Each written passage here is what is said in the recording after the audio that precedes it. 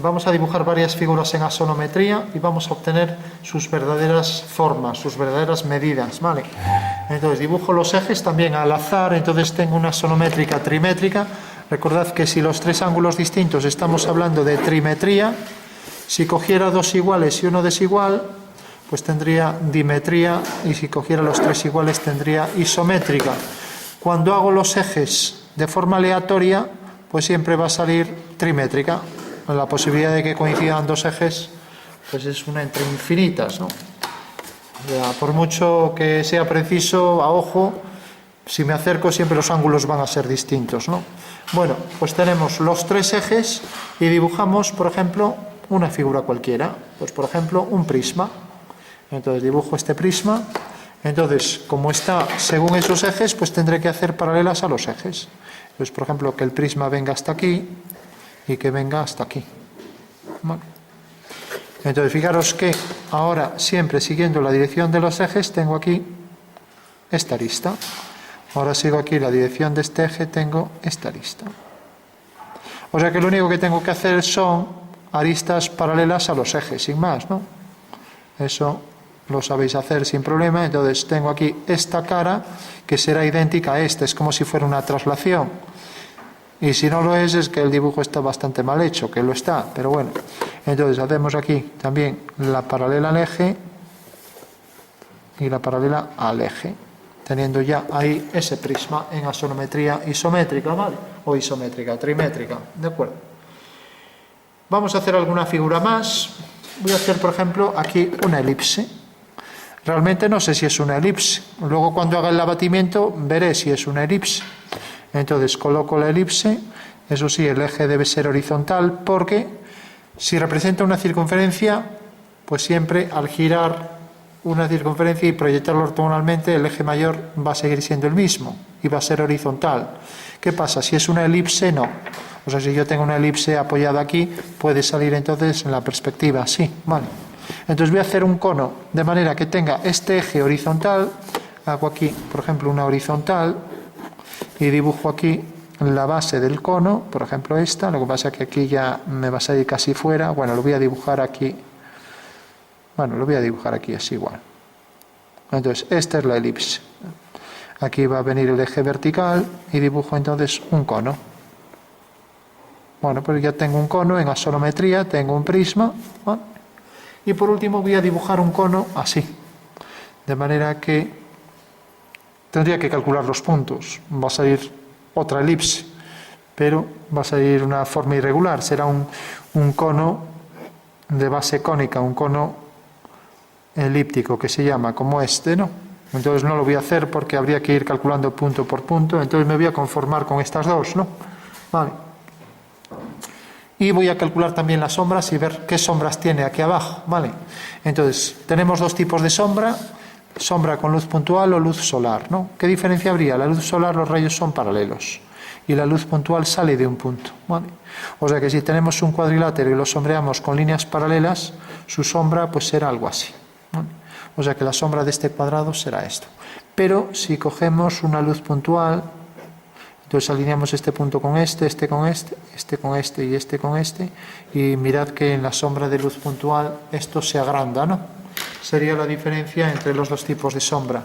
Una sombra que es por rayos paralelos, que provoca un paralelogramo, y una sombra por un punto de luz aquí, que provoca que esto se expanda, ¿no? Quedando entonces esta sombra, ¿vale? Bueno, esos dos tipos de luz que vamos a utilizar, vamos a coger ahora, por ejemplo, la luz por rayos paralelos, luz distante que se llama, ¿vale? Entonces, cojo una dirección para los rayos y por los vértices de la figura, por los vértices superiores, sigo esa dirección. Voy a hacer, por ejemplo, que sea esta. Entonces, tengo esa dirección por este rayo, por este otro, por este vértice, quiero decir, por este vértice, y este ya no lo hago, está detrás, y por este vértice. Vale. Y por último voy a poner la dirección por el suelo, por ejemplo, por aquí. Vale. Bueno, pues fijaros que siempre cuando vamos a hacer la sombra de un punto tendremos la dirección del rayo y la dirección del suelo. La intersección de ambos me da la sombra de ese punto. Vale. Bueno, se entiende eso, ¿no? Eso quiere decir que la sombra de este segmento será este, que la sombra de este segmento será un segmento paralelo, ¿no? O sea que haré un segmento paralelo a este, por aquí ya tengo la sombra ahí. Ahora que la sombra de este segmento será esto, que la sombra de este segmento será uno paralelo hasta aquí. Y cuando corte a la línea de atrás, pues el segmento este tendrá esta sombra. Bueno, ya sé que esa es la sombra del objeto, ¿vale? Y hago lo mismo con el cono, ¿no? El cono tenemos por el suelo, sigue esta dirección, corta aquí. Por lo tanto, la sombra del vértice es este. Hacemos las tangentes a la elipse. Y ahí tenemos ya la sombra que arroja sobre el suelo. Y desde este punto hacemos la tangente y esa generatriz separa la sombra de la luz, ¿vale? Bueno, le damos ahí color para que se vea más claro. Entonces cogemos un tono. A ver, un tono, a ver si nos vale este, por ejemplo. Bueno, entonces decíamos, sombra propia del objeto, la luz está de este lado, entonces todo esto queda en sombra, ¿vale? Le damos este tono todo por aquí detrás.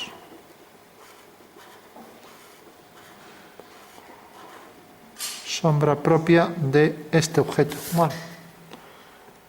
Y ahora vamos a hacer la sombra de este. La sombra de este, al hacer la tangente, sube por aquí, pues será esta figura. Bueno, pues ya tenemos ahí la sombra del cono. Bueno. Proyectamos ahora la sombra, imaginamos el suelo de otro color, cogemos otro color. Pues proyecta su sombra según este cono, este triángulo quiero decir, que es tangente ahí. Ahí tenemos ya la sombra del cono y ahora tenemos la sombra del prisma que vendrá por aquí.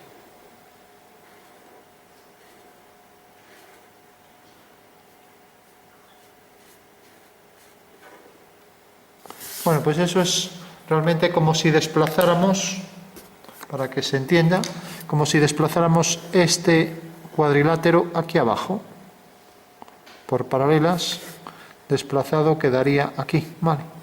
Y esta línea por ahí detrás, ¿de acuerdo? Bueno, pues vamos a calcular esto en verdadera medida, a ver qué medidas reales tienen. Entonces hacemos los abatimientos y ya está. Entonces hacemos las perpendiculares a los ejes. Entonces cogemos un eje y hacemos la perpendicular, vamos a coger ya aquí el final, ahí tangente al cono, queda muy lejos, mal asunto porque me sale fuera del papel, bueno, no sale pero casi. Lo que pasa es que al abatir aquí sí. Bueno, y ahora hacemos la perpendicular a este eje. Entonces hago aquí la perpendicular y aquí tendré otra línea que viene por aquí y eso sí que sale fuera, ¿vale? Bueno, entonces voy a batir esto y voy a obtener la planta, ¿de acuerdo? Entonces cojo el punto medio de esto. A ver, esto es 15, 7,5. Este es el punto medio. Hago la semicircunferencia, viene por aquí. Vaya, qué mal hecho está esto. Bueno, viene por aquí. Vale, por último, el abatimiento de esta cara vendrá por aquí. Será este. Y esto. Y ahora basta con prolongar esta línea y ahora ya sabemos la medida del prisma.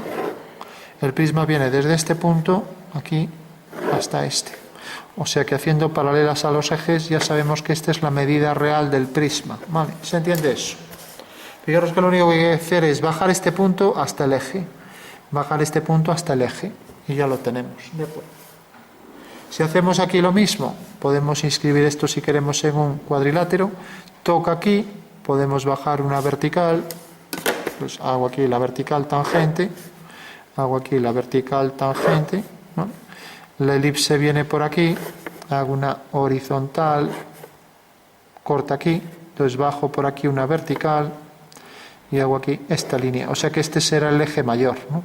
Entonces era una elipse que viene desde este punto, pasa por ese punto, por ese, por este, y aquí tendrá su simétrico a igual distancia. O sea que si hago aquí una horizontal, bajo por aquí una vertical y hago aquí la horizontal, al bajar aquí una línea tenemos esto. Eso quiere decir que la elipse realmente es esta. O sea que nadie lo diría, pero la perspectiva de esa elipse pues es algo como esto, así, parecido a esta elipse. O sea que es un cono, como veis aquí, un cono elíptico, ¿no? Y esta figura es una figura que casi es un cuadrado, ¿no? Acabamos de obtener la verdadera medida, ¿vale? Bueno, pues ese sería el procedimiento.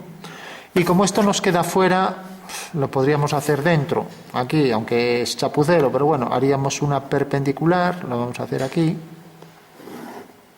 Entonces haríamos aquí la semicircunferencia y como esto corta aquí, unimos este punto con este y ahora al proyectar este punto tenemos que esta es la medida de la altura de ese prisma, ¿vale?